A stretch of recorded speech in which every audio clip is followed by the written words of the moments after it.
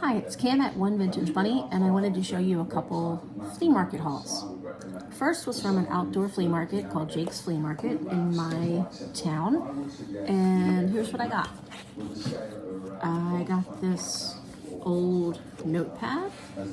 I plan on obviously using the paper for journal pages, and the cover will probably become a couple pockets or tags. This and this doily were 2 for $1. The doily I'll probably either cut into squares for pockets or cut the edges and use it for trim. Not quite sure. Very happy for these two finds. And then I think for $5 I got the remainder of these items. One is this old advertising notepad. It's probably got around 20 pages or so. This advertising notepad that I think I'm going to leave intact and just kind of insert or attach into a journal. And I thought this was really cute. It's completely unused and also has some printing inside. There's that. Next, I got this 1961 date book, which I think is also completely unused. This one I'm not sure if I'm going to pull out the pages and use them individually or insert the whole booklet into a pocket or attach it into the front of a journal. We'll figure that out. And then this one is also an unused date book from 1914.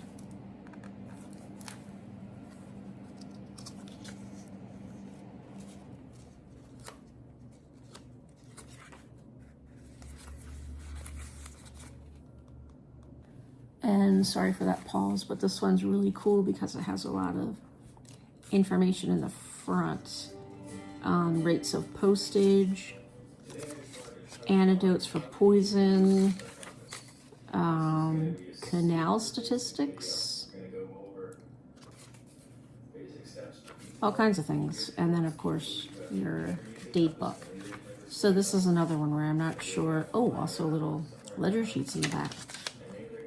Also not sure if I'm going to use the pages individually or insert the whole book. We'll figure that out. So that was my little haul number 1.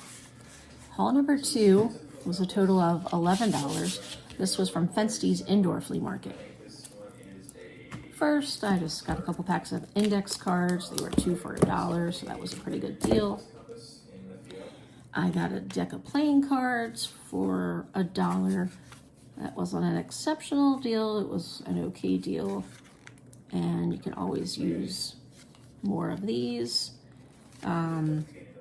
This deck of cards was used in actual play in Casino, which was the Golden Nugget. Next is this rubber stamp. That was $1.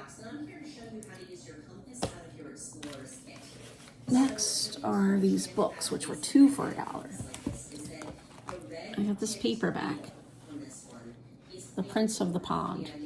I thought the cover was super cute with the frog image. And then there's a lot of drawings inside. I plan on making kind of whimsical journals soon. And there's even some notes in here. Use a lot of these drawings in that journal as well as the actual book pages. So that'll be fun. Also 2 for $1. The Map That Changed the World. This, I'll definitely use the cover for a journal. And the pages, there's a lot of little illustrations, diagrams, actually some maps, more drawings. I just thought for 50 cents it was well worth it. An entire thing will go to good use. Next, also 2 for $1, is this vintage book, England's Musical Poet, Thomas Campion. And oops. You can tell by the paper, this is an older book. I didn't even look for a copyright date yet. Let's see if we can find one. 1938. So this is a pretty old book. And I got it particularly because there's a lot of pages of music here and there in the book. The cover's a little discolored, but that doesn't stop it from being used for a journal. So the cover will also be used as a journal cover. And the last book I got is Exploring 20th Century Music. Under this jacket, there's a hardcover, which I will definitely use for a journal. This one isn't too terribly old. I'm guessing probably 90s or early 2000s. It is copyright 1968. I'm guessing this was the only printing, so it's actually older than I thought it was. But this one is just loaded with music. I thought these pages would be really nice for journals. There's also a lot of underlining. I like that too. So these pages can be used for collaging, actual journal pages. It's a kind of a lighter weight paper. But there's a ton of pages, 400 and some pages. And get a lot of use out of this. Also from the indoor flea market, I got this for $1. Just a book of music.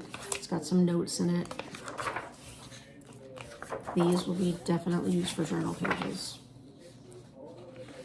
And there's some illustrations in this one, which I thought were cute. $1 wasn't a huge deal for this, but the pages will definitely be used, and the covers can also be used for pockets, journal cards, or whatever you'd like. Next from the indoor flea market is this postcard, which I overpaid for, but I just thought it was so pretty with the flowers and the gold. And the gold script, it says, "How delicious is the winning of a kiss at love's beginning. When two mutual hearts are sighing for the knot, there's no untying." Very cute, and the floral and back of it. Got that.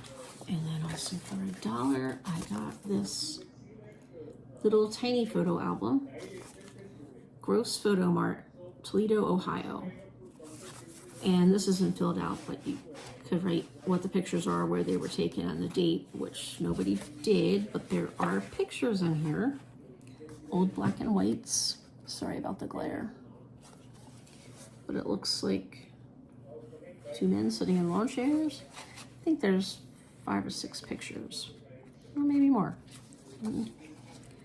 2, they have their dog with them in that picture. 3, dogs sitting up. Picture's a little blurry. 4, again with the dog. 5, we got, looks like a group of different people. 6, same guys with a doggy. Oh, and a lady. 7, a closer up shot of the 2 gentlemen. And 8, I find a lot of old black and white pictures of shrubbery or flowers or landscaping around houses. Must have been a big thing. So we got 8 old photographs for $1, plus we have the cover. Not a bad deal. And then I have these 2 crochet doilies. They were $1 for 2 of them. And I've been seeing a lot of journaling done, vintage journals made, where these are actually incorporated into the signature, and I really like the look, so I've been looking for some old doilies. And sometimes they're coffee dyed, sometimes they're not, so I might try to coffee dye one or both of these, but for $1 I thought that was a pretty good deal. And these I am excited about. I've been watching some videos of vintage journals, and I've seen them, the makers, journal makers, include a lot of more 3-dimensional items. I thought this would be so cute. It was $1. This little leather pouch. It's got a little, I guess that's, I don't know, for a belt or whatever. I thought that would be easy to add into a journal, into the front of it, or into between signatures. Could be sewn right in. I just thought that would be a super cute, more three-dimensional element to add in. And this stuff will all the vintage items I will save for a vintage journal I'm making. I want to do it 100% vintage, so it's kind of what I'm stocking up, hoarding things for. This was also $1. It's a little key holder. And of course, when you look at this, we're all thinking the same thing. You could dangle charms or beads from these little hooks. And it snaps shut. And this could be, there is print on the back, Reading Trust, Shillington, Hamburg. It's not far from where I live. Could either be sewn. There's the 2 holes there that you could stitch right through to stitch it into your journal, or you could use brads, you could do anything, or you could glue it. Now this probably isn't going to be seen anyway, the way I'm thinking of using it. So I guess it wouldn't hurt to glue it if you wanted to, but I'm sure you could somehow attach it so it was removable, or so the back could also be seen. And that was my little, that was a total $11 haul. These 2 guys, the doilies, the music book, the 8 black and white photos in the holder, the postcard, the rubber stamp, playing cards, 2 packs of index cards, and 4 books. $11 haul. And the outdoor flea market. I think this was a $6 haul. Not quite the bargains I found at the indoor flea market, but still a lot of goodies that'll go a long way in my journal making. Thanks for watching. I will see you again soon.